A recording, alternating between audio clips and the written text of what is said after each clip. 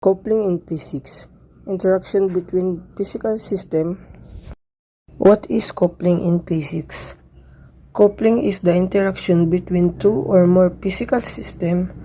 It allows energy or information to transfer from one system to another. The motion or behavior of one system can influence the other. Examples: coupled pendulums, connected electrical circuits, magnetic coils.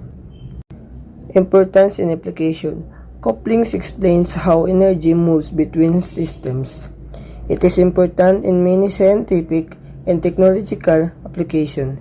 Examples: transformers, wireless communication, and mechanical oscillator.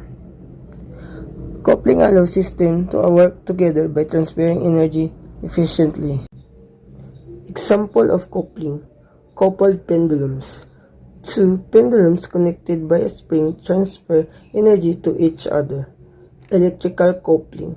A transformer transfers energy between two coils using magnetic fields. Sounds coupling. Vibration from a guitar string transferred to a guitar body to produce louder sounds.